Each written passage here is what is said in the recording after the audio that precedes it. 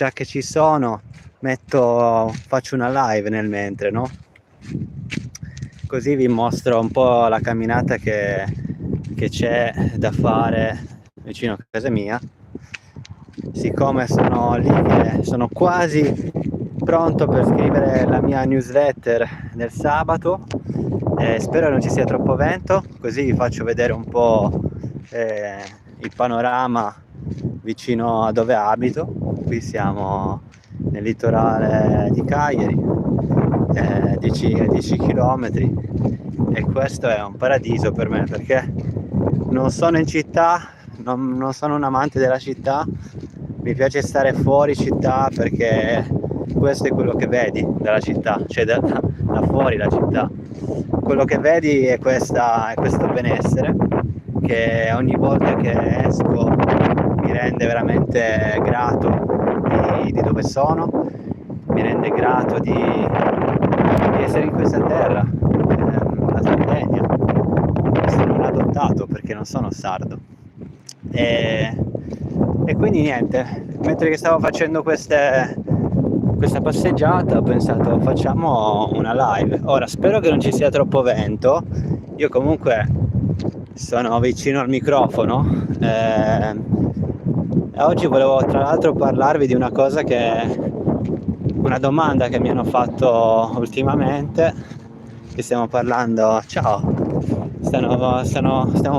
di come si crea il dolore cronico, e quindi mentre che stavo facendo la passeggiata magari ve lo spiego, magari se mi metto dove non c'è tanto vento riuscite anche a sentirmi bene. Beh, intanto lascio parlare le immagini. Questo è un posto veramente fantastico. Comunque ieri una cliente mi ha detto, io adesso ho studiato insomma come avviene questa produzione del dolore anche in assenza di problematiche strutturali, discopatie, scoliosi. Ognuno te ne dice una, ognuno ti dice questo è quello che hai, questo è quello che vedo dalla risonanza, questo è quello che hai, tienitelo così, oppure fai fisioterapia, oppure vai dall'osteopata. Ma scusate, ora io magari scendo qua, così magari mi metto un attimo tranquillo a parlare. Ora scusate, ma le persone che vanno a fisioterapia, com'è che poi ritornano a stare bene? Cioè c'è qualcosa che non va allora, se sono veramente le ernie e le discopatie il problema, no? Poi è vero che di quelle persone che fanno fisioterapia sono poche le persone magari che ritornano a stare bene, non tutte, e io parlo a quelle che non ritornano a stare bene, diciamo, no? Perché c'è un motivo, non perché mi sa che mi devo mettere un po' riparato. Vediamo se mi metto qua sotto, se mi sentite, spero di sì. Vediamo qua, qui è riparato. Oh, forse sì. Eccoci. Ciao a tutti, adesso mi vedete, spero che mi sentite. Ciao Lorenzo, ciao Lazzer, ciao. Sicuramente un mio amico che ha messo un nome diverso, ma adesso andiamo deep nella conversazione a riguardo, che quella conversazione che vi stavo dicendo prima, come fai a capire se è veramente l'ernia o se è veramente la discopatia a farti male, no? Comunque c'è ancora vento, aspetta. Ora questa video call è stata azzardata così, ma spero di trovare un posto, magari qua o magari chissà dove, non lo so. Vabbè, aspetta un attimo, vediamo se riesco a mettermi qua sopra così che non ci sia vento. Ok, mi vedete? No, non lo so. Vabbè, devo trovarne un altro di posto.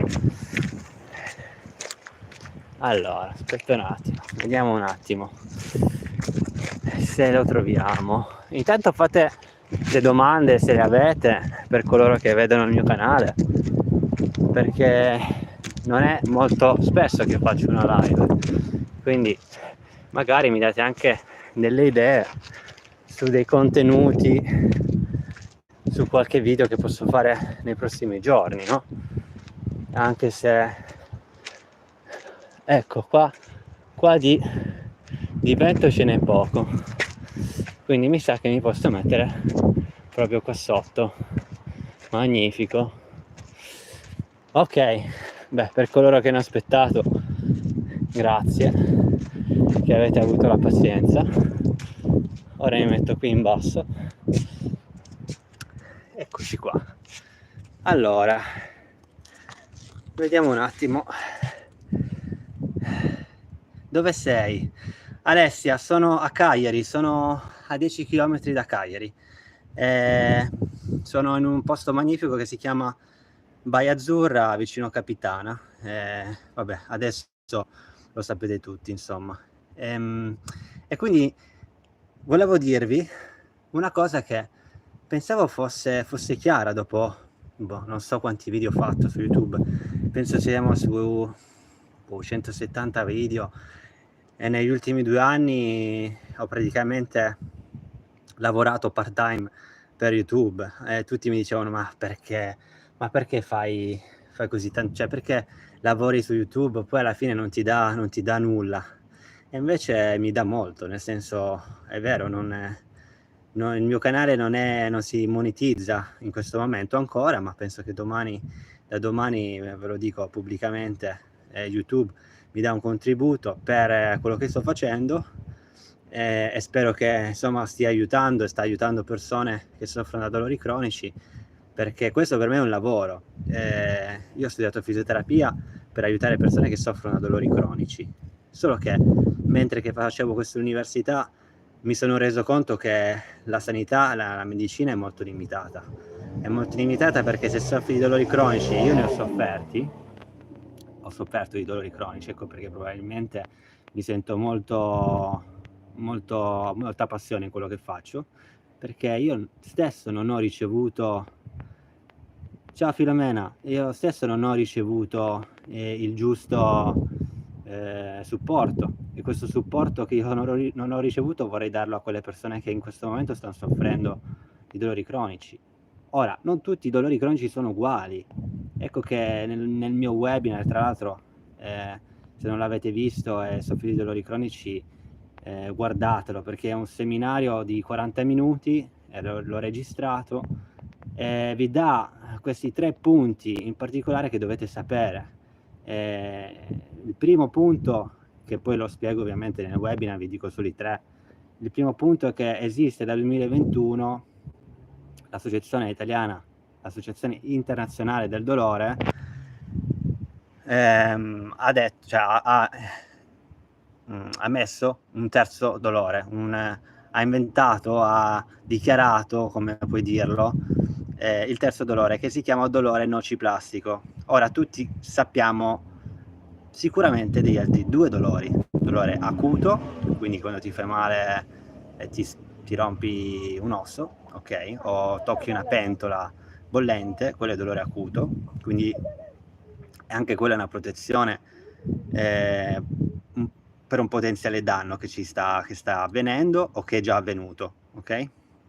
Dolore acuto. L'altro, il secondo, si chiama dolore neuropatico. Ora, questo neuropatico, diciamo, per fartelo capire, è il dolore che si ha quando soffri di diabete, un diabete che potrebbe arrivare a rovinare, danneggiare un sistema nervoso che quindi diventa malfunzionante e quindi dà questi dolori. E poi c'è il terzo, il nociplastico, anche chiamato neuroplastico. Ora si è disconnessa un po', si è messa la sessione. Mi è cambiata la vita, perché mi è cambiata la vita? Perché la maggior parte delle persone, io stesso soffrivo di dolori nociplastici, pensando di avere un dolore causato da un sistema danneggiato, dal mio corpo che è danneggiato, che il muscolo che è contratto, allora devo fare il massaggio, allora probabilmente la mia scoliosi, probabilmente la mia postura. E la maggior parte delle volte parliamo di dolori che non sono causati da queste cose che ti ho detto, che non sono causati da dolori acuti, perché non c'è un danneggiamento, un potenziale danneggiamento, non sono causati da dolori neuropatici perché non esistono, non ci sono diagnosi che dichiarano un dolore neuropatico, che sono diagnosi che si fanno attraverso l'analisi del sangue, elettromiografie, quindi testando il sistema nervoso. Se il sistema nervoso non funziona bene, potrebbe esserci un danneggiamento o un potenziale danneggiamento causato da un qualcosa, da una struttura o da una patologia. Potrebbe essere anche un tumore, cioè nel senso ci sono anche patologie gravi che creano dolore, giusto? Ma perché creano dolore quelle patologie? Perché vanno a danneggiare il sistema nervoso centrale e periferico. Cosa vuol dire sistema centrale e periferico? Il sistema centrale è il nostro cervello e il midollo spinale che va su e giù nella colonna vertebrale, e poi c'è il periferico che va dalla tua colonna vertebrale verso tutto il tuo corpo, i tuoi nervi, le tue ossa, ovunque, ok? Ma quello di cui tratto io non sono queste tipologie di dolori, ma sono la maggior parte delle altre patologie, quelle neuroplastiche, neciplastiche. Oggi sappiamo che il nostro cervello è neuroplastico e nociplastico, nel senso, scusate, non è nociplastico, è plastico. Perché è plastico il nostro cervello? Perché lui si adatta, impara, disimpara in base a quello che gli diamo, agli input che gli diamo. E nel dolore cronico, questo dovete, ragazzi, se capite questa cosa vi cambia la vita, ve lo prometto. Se capite che il dolore può essere causato e perpetuato grazie a un sistema nervoso ipersensibile, anche in assenza di problematiche strutturali come scoliosi, discopatie, ernie, ok? Se sapete che questa tipologia di dolore esiste, bisogna farsi fare una diagnosi e farsi escludere le prime due. Ora tu dirai, no, io voglio una diagnosi che mi dica che io ho il dolore nociplastico. Non esiste? In questo momento non esiste una diagnosi pura che ti può fare il medico e dice tu soffri di dolore nociplastico o comunque causato dal sistema nervoso. In questo momento c'è una grande carenza di dottori, medici, che ti fanno una diagnosi del genere. Perché? Perché la medicina si è evoluta e il passo dell'università è ancora molto indietro alla neuroscienza del dolore. Quindi quando io spiego queste cose, sembra che sto dicendo qualcosa di un altro mondo. Tantissimo, aiutano veramente tantissimo quelle persone che soffrono di questi problemi. Ora, non dovete prendere me come l'unico che dice le cose di questo tipo, perché ci sono diversi studi. Basta che scrivete su YouTube, su Google, dolore nociplastico, oppure in inglese ancora meglio, se non lo sai è un tuo problema, neuroplastic pain. Nel 2024, se non sapere l'inglese, viene tagliato fuori dalla medicina, viene tagliato fuori da 30.000 altre cose. Quindi l'inglese, se non lo sai, affidati a persone che lo sanno, affidati a terapisti che hanno studiato e che si sono aggiornati. Quindi è vero prendere quindi pareri da diversi terapisti medici su quello che hai, però quello che ti consiglio dopo anni che sto dedicando della mia vita a questi problemi, e se soffri di dolori pelvici ti posso assistere al 100% perché li ho avuti, ma c'è della pratica e dell'esperienza di vita. Poi senza parlare delle persone che hanno seguito queste pratiche, che io ho seguito prima di me, i terapisti che hanno fatto queste pratiche su altri pazienti. Ecco perché probabilmente sono così appassionato di quello che dico e io ogni giorno veramente voglio che le persone prendano coscienza di questa cosa, perché solo prendendo coscienza che si cambia. E questo è solo il primo step. Poi veramente ci sono tutte le pratiche per dire al cervello: spegni il dolore, non ho più bisogno di questo dolore. Ma non è un qualcosa che vai dal santone, fai una preghiera e si supera. Bisogna capire che queste sono pratiche come la meditazione, come la scrittura espressiva, come il tapping, che bisogna fare giornalmente e quindi far imparare al cervello di disimparare il dolore. Perché il tuo corpo, ora va su e giù la connessione, probabilmente spero che mi sentite. Il dolore viene creato quindi dal cervello in base a questi segnali che vanno su e giù. L'ansia crea questi segnali che vanno su e giù. La preoccupazione crea questi segnali che vanno su e giù. Quindi capite bene che la diagnosi è molto importante all'inizio. Quindi la prima cosa da fare qual è? Prima di tutto andare dal medico e farsi dare il via, oppure in altre parole essere sicuri che la propria patologia non sia dovuta da un problema grave. Grave intendo dolore grave dato da infezioni, malattie autoimmuni, cancro, ok? O comunque problematiche strutturali gravi che si vedono chiaramente, come un'ernia molto grande che va a toccare il midollo, ok? E quindi crea dei sintomi molto diversi rispetto a quelli che potrebbero essere quando un'ernia è lì, o una discopatia è lì, ma non tocca niente, è solo asintomatica, e noi pensiamo che quello sia il problema, solo perché nella risonanza c'era quell'ernia, c'era quella discopatia in quella zona del corpo.